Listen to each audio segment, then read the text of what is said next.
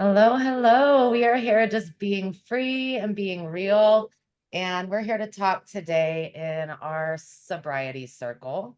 We're just going to hop over and go live on Facebook so we can invite in some more friends to come and join us and be a part of the discussion and get to witness us sharing our stories with you about um, the inspiration that we found for recovery and what some of the challenges have been with that. It's not an easy journey. There's not usually anybody there that kind of holds your hand and tells you how to do this. There's treatment centers and things like that, but not everybody has access. And most of the great advice that I got came to me just from friends and people in my life that reached out and offered their stories of recovery and offered their suggestions and their wisdom. So that's what we're here to do today. For anybody out there that might be kind of sober curious, maybe you've been sober before, but you're kind of bouncing back and forth and you'd really like to have that just straight level sobriety, you're like reaching for that and you just want a little support. We have a whole community of people that can be here and hold your hand and walk you down that path and down that road. And of course, if anybody needs to reach out, please feel free to reach out to me at any time. I would love to chat and just share with you some of the things that I've learned on my path. So we're going to go around, we're just going to each say our name, and we're each going to mention a defining moment in our life where we first were inspired and kind of realized, I want to attain sobriety. It's kind of like a bing, it's like this spark that just like comes and all of a sudden you become inspired and it's kind of scary. It's like standing on the edge of a cliff or something and you're just like, oh my gosh, I know that I feel that I want to do this. And that part is exciting. And then there's this other part of you that is just so fucking scared to understand how to actually make that happen in your life once you've gotten to a certain point and to a certain depth with it. And so, my name is Barbara, and I would say that my first spark towards sobriety came when my mother fell really ill. She was diabetic and her organs were failing, and they decided that she needed a kidney transplant. And so was given two choices kind of at that moment, and it was rehab or go take care of your mom. And of course, I chose to go take care of my mom. She was single and she was going to be going through this surgery and everything. So I went and I stayed with her and I lived with her and I got sober for the first time in several years. And it was a rocky pathway from there moving forward for a while, but that was definitely, I guess, the first time because I hadn't had kids yet, so I kind of felt this responsibility for another human being that was really dear to me, that gave me life, and I just felt this deep responsibility um, to start that journey for her, to help her through what she was going through. So that's my first inspiration. That there may have been some before that, but that's the first one that pops to mind. You want to let it share with us, Kia? What was just your name and what was your first like inspirational moment where you were like, I am gonna do this for myself? So, Kia, and so I tried many times in the past to become in recovery for a long time. But this last time, what was my defining moment was getting pregnant with Kendall. And I was in the prime of my addiction, and finding out I was pregnant with her, I was able to go to rehab and get the support. Having Finding a community of women was huge for me. That helped. Like, I dreaded leaving rehab because the support that I got there was, I mean, that led me, that's what gave me tools until I got on my spiritual path. But going to rehab was definitely, and when I was pregnant, was definitely a big moment for me that has, and I'm still in recovery. So I'm sober from street drugs and putting, all the stuff in my body, but I am still in recovery. So um, it's still a huge part of my life. It's still a So huge part of my life too. I mean, I really feel like, you know, when you kind of come to realize this like social, my friend Stefanity has this whole like social miasm theory that I love. And she's talking about these mental kind of these mental shadows over humanity where it's like, there's physical disease, right? And then there's like mental, this mental spread of these almost like psychological viruses. And one of those for me is addiction. And I don't even feel like it's just chemicals. It's like addiction to media, addiction to television, addiction to shopping, addiction to attention, addiction to fame, addiction to fortune, addiction to money. Like the recovery journey encompasses so much more. And I feel like different people encounter it with different things. Um, some women are addicted, even some men are addicted to their appearance, like refining and fixing the way that they naturally appear in the world. This is a whole other obsession that we have, and how we're kind of like bred by the media to like have these obsessions with things and or like food or whatever the thing is. And I feel like recovery is not over for any of us for many, many, many generations because we still have work to do.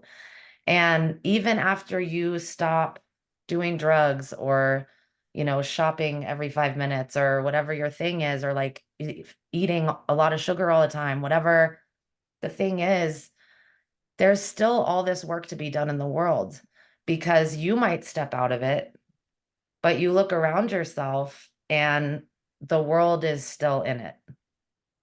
And it's an extra piece of strength um, to stand and witness what's happening. Um, that's one of the challenges, right? We'll get to that later. But so I want to honor, like, I'm so proud of you and I'm so happy for you and for your daughter and all of the other loving people that you've clearly touched in your life thank and you. been able to inspire them, I'm sure, as well. So Thank thank you for sharing.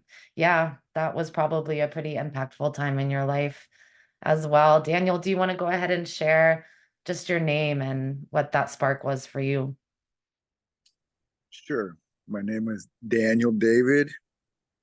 Um, it's interesting because the farther you get away from, you know, being a slave and being in addiction, like for me, I guess, the more that we have something to live for, or many things to live for, and you're finding purpose and you're being of service and all that, it almost gets to be where it's like, holy cow, like, was that my life? Like, oh, and so it was weird because before maybe it was when you asked me if we would do the live or whatever, but it was definitely within this last week. I was just like thinking back and having some memories just of how crazy life was and how you can forget that. And maybe that's to give people hope, right now who are still in it, or they're working their way out of it, or they're kind of out of it, but still having to like be very intentional to work steps or like, I remember when early on coming out, it was like, I have to occupy all my time. I have to do something every night. I was going to churches every night. I was going to Pentecostal church, Baptist church, Portuguese church. I was just like, I need to be in a safe place every night or I will wind up, you know, running to something. And, but it's beautiful getting to a place that it almost feels like that wasn't my life, right? But it is good to remember and have these conversations because it was, you know. But as far as turning point, like for me, literally like letting go or totally getting to sobriety, it was a very long, drawn out process from the time that I wanted to, and then being double minded, or compromising. Well, I'm not doing that anymore. I'll just do this. It was like a long, many year drawn out process. But I do remember when I was maybe like 19 and 20 and just being like so much guilt and shame over having burnt every single bridge and having to go back and tell them again or ask if I could come back or all that. Like I definitely remember like a desire for that to be over, just to not have to feel that. It was such worthlessness.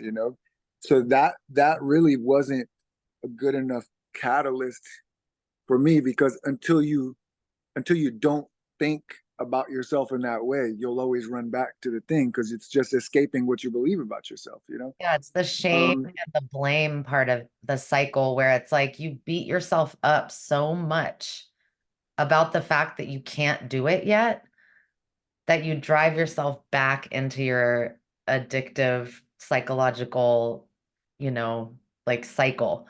It's like Yeah. it's abuse. That's the abuse part of it as far as I can reason, right? Is like this deep desire um to like have to place blame on a scenario that is not really any one person's fault. Like, yeah, you hold like personal responsibility for the choices that you made, right?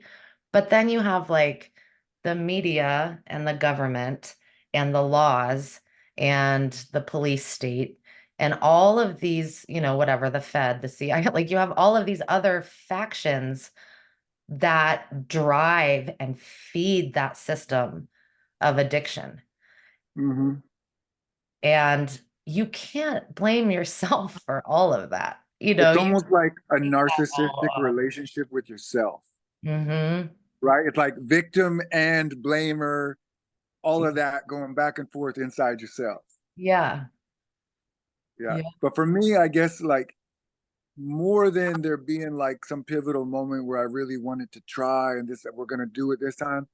I think it was just really a natural progression of um, on my spiritual journey, and I'm gonna have to plug in my phone in a second. On my spiritual journey, being persuaded or convinced to see myself in a new light, grace and like and having a new self-worth and identity. And like the more I started believing, you know, that I was worthy of love and beautiful and all that, and then believing that I could do things like amazing things and just find an adventure in my life and purpose in my life. It's just that the good the good potential just started outweighing, whatever the reasons were that I kept running to this stuff because I didn't have purpose. I didn't have self-worth. I didn't have the more that I began to come into agreement with new beliefs about myself,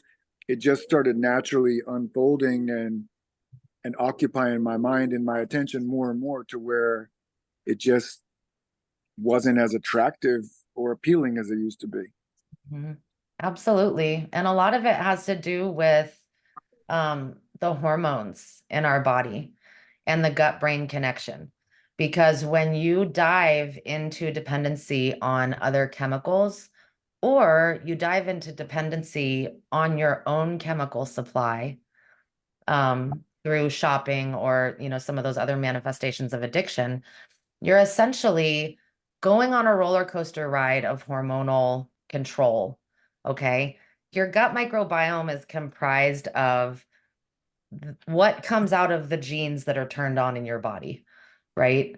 So when you are addicted, malnourished, not eating properly, not drinking enough water, not getting enough minerals, not eating enough protein, all of these things, what happens is your gut microbiome gets filled with microorganisms that want you to not eat. They want you to have lots of sugar. They want you to like drink more alcohol. They want you to like do all the things that you're already doing, right? And so what happens is some hormones like cortisol, norepinephrine, epinephrine, like all of these hormones that tell you how to feel get depleted or heightened, depending on which microorganisms are living in your body. Um, and that feeling of powerlessness that we deal with when we're trying to pull, you mentioned like pulling yourself out of this thing.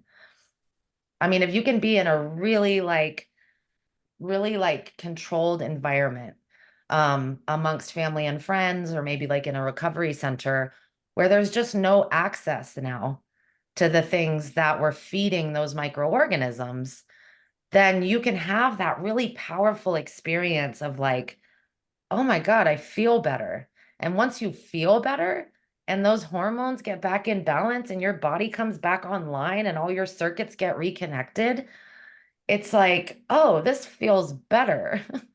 But that little jump right there that you've got to take, where it's like you've gotten used to like going to McDonald's every morning or every other morning or whenever you decide to eat, and that's what you have because you have like a coupon for like a 99-cent burger or whatever, and you're like, this is, well, I just spent my other like $19 on my like, so I could go shoot up or whatever. So now I'm gonna like go get my 99-cent like, hamburger from McDonald's. Let's like really wreck it up in there.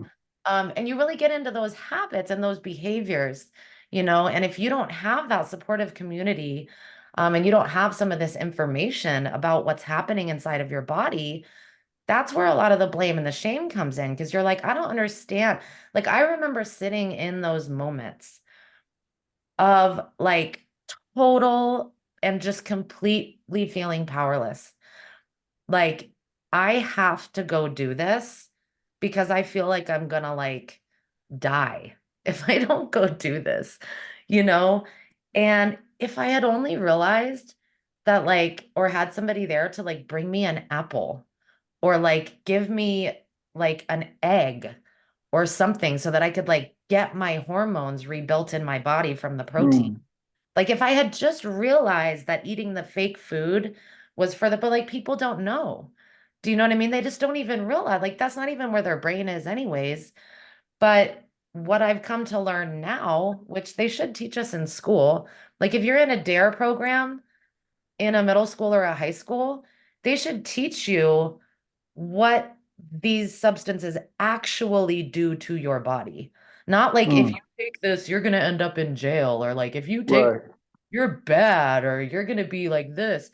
Like if they would just say, when you take this, your cortisol and your norepinephrine get all screwed up and you're going to feel horrible and you're not going to be able to stop unless you rebuild those nutrients and rebuild your gut microbiome. And they're now using nutrition in treatment centers to treat people, like to support people's body in that way. I'm sure they've been doing that in recovery centers just through like nutritionists and things like that forever. But with what we've learned about the gut microbiome, I'm able to go to friends that are like trying to quit drinking or whatever and be like, look, here's what's happening is you're dealing with these depletions, and they've got it broken down now. Like they can be like, if you've been doing cocaine, this is what's depleted. If you've been doing heroin, this is what's depleted. If you've been drinking a lot of alcohol, this is what's depleted. And this information is not hard to find. It's all over, the research studies are there. Out of Stanford University is the last video that I watched.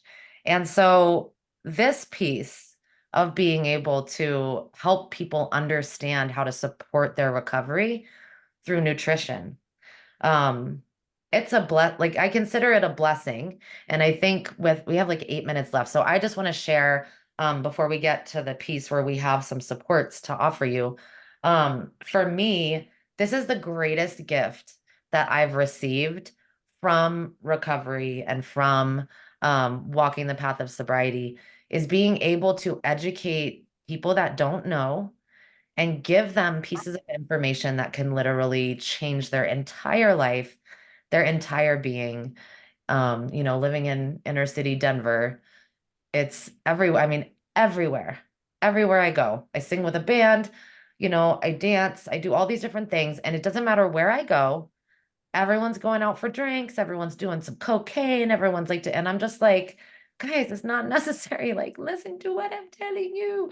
Anyways, but I love being able to share the information. So, if we can each share like some gifts that we've attained, um, through walking this path towards sobriety. And then at the end, I'll mention a few tools, like a few nutritional supports that we have that can help support your body if you're on this journey. Kia, you want to share some gifts that have come into your life? So number one, while you're speaking is I think of the community and the people that have come into my life is that's just really such a huge part of just really such a huge part of being successful in my recovery is the support. And since I've been on, and my spirituality, when I was in recovery, although there were so many women that were talking about, how much spirituality has helped them in the recovery. And I was trying so hard to understand it back then, and I just wasn't getting it. And since I've been on, it's opened me up to the spiritual journey, and that is helping me on a whole nother level, which Dan is the one who got me on my spiritual and going deep within, to really to heal. And that's the community, this getting in touch with my spiritual self. And I am still on a medication assisted treatment program, so I am still it's really the support. It's the people Yeah, helping me get through absolutely. the most. You have to have people. We need people. Like, we need other humans in our life in order to operate. We're communal animals. I have 8 people that live here in my That's home. probably the most dangerous thing of trying to go on a journey of recovery and not having a support system where people are around you to be able to just call or turn to or just vent whatever the heck it is with no judgment. Yeah. And picking the right people, right? Like, Yeah, because I know like my picker was way off for like a really long time. I was like, oh, you're a friend and you're a friend. And like come I to wouldn't pick. I just stayed until Dan reached out to me and he sent me people, and then that's how it's progressed. I stayed to myself for the first 5 years. I did not pick anybody, and then me and Dan met up, and it's just been Yeah, I was beautiful. internal like that too. I know Dan mentioned that he was like, I have to go out and go do things and go be and surrounded by people. And I had that same response as you, Kia. I was like, oof, I'm not going anywhere. I'm not talking to nobody. I'm not going to be up in any scenarios that could fuck this up for Nope. me. Like, I was so strongly determined to do this. But then at some point, I definitely realized that now I wasn't just starving myself of what I was addicted to and starving myself of, all the other things that I was eliminating from my life, but I was starving. I was malnourished for human compassion, human empathy, connection, loving hugs. I mean, these things are what spikes our hormones naturally. These are the things that are supposed to make us feel good. And that, yes, that part of it, you're so hit the nail on the head with it. It's like such a relief when you find people that you can really tell give a shit about who you are, what you're doing, and how you feel and where your life is going. That's it. Such a relief.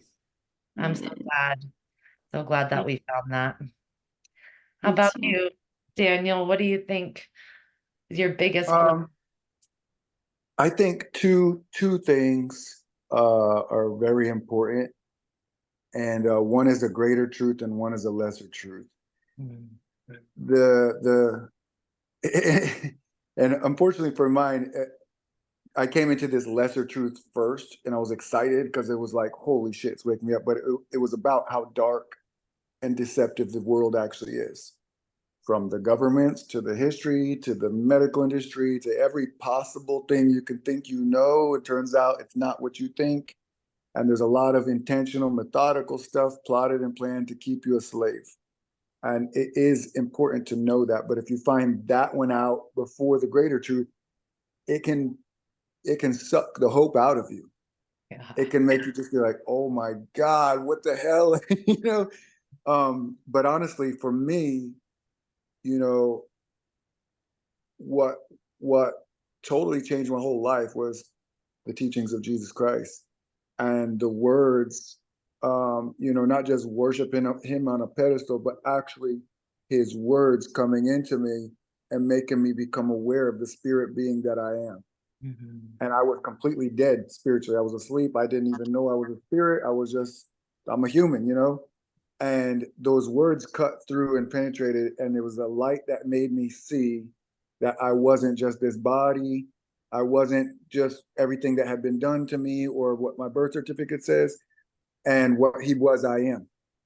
And it raised my spirit from the dead, and it began to give me my identity, and really finding what my identity. I am what God is on a microcosm level. I'm a child of God. I'm a son of God. And Mhm. so that you can get hung up in that and revel in that and just be amazed by what does that mean and go deeper and deeper into that. And the more you go into that, you're just finding love and you're finding light and you're finding life and spirit and limitlessness. And that just, when the more you go into that, it's like, I don't got time for that other shit, dude. Like, you start finding how powerful you are and that you have limitless potential. What do you want to do with your life? You can do anything. It's like, yo, I'm gonna go kick ass. Yeah. So honestly, I'm not very religious. I'm not preachy in that sense, but I gotta, say the truth. For me, what it was that, and it's been just radically unfolding ever since, and now I get to be a blessing to a lot of other people as well. Absolutely. I love that. And I really, I've always been really, really involved with understanding philosophies and religions, different spiritual practices from like which sprang all of those different religious books and texts and practices. And what was really big for me was at some point along the way, I don't know when it was, but like my Nana was a staunch Catholic. She was Lithuanian. Lithuania was like the last country in Europe that converted to Catholicism during like the Catholic Inquisition and the witch trials and all that stuff. And by the time her mother left Lithuania, it was like you're either Catholic or like you're Right. here or whatever. So by the time they got over here, they were like, we are so Catholic and we wear crosses like all the it was a very different take, right? On Right. like a reason for becoming a religion. It's like um it was more like indoctrination than like Yeah. spiritual realization. So Oh yeah, I I was programmed heavily growing up, and that yeah. the version of religious programming I received as a child is actually what led me to drugs and to trying to escape through drugs. Totally, totally. So when you re-find it, like when you Hmm. and what I got really into was I started looking at just because of my programming as a woman, I started looking at women who were philosophers. I looked into the wives of the great philosophers like Plato and Socrates and all these That's people, interesting. right? I wanted to understand what was the feminine up to during the time that Who all was of these backing this guy programs up? were established, and who were the goddesses that were turned into characters in the religious texts who were revered as goddesses and then became like witches or like whatever the different things. Right. And oh my gosh, I got like so obsessed with it. And then at the end of all of it, I was like, these enlightened masters, like the stories that were created of gods and goddesses and people like Jesus and Buddha and Gandhi, like these people that walked the earth enlightened before other men became religious figures. They were talked about, stories were told about them, their legend continued to live, right? And Yeah. the gods and the goddesses, these were enlightened masters that walked the earth. And there's enlightened masters that walk the earth now. And there's like potential. Every human being has the potential Yeah. to become the full embodiment of their genetics. Every human being has the genetics to heal theirself. Every human being has the genetics to solve great world problems and personal problems. And once you unlock your gut microbiome and you come back online with your nervous system and your DNA gets all, switched and your cellular regeneration comes about, the potential that you can encompass, it just like expands. And so you just keep walking. You just keep walking your way, your path, whatever lights your soul on fire, whatever fills you with light, whatever brings about the greatness in you and therefore in the people around you becomes your guide.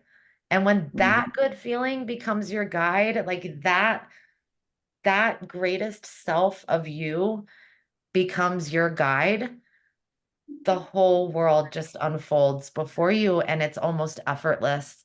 Once you really come into alignment with what you know that you deserve and what you know that you can offer the world, it's like the greatest gift ever. And I And know, keeps unfolding.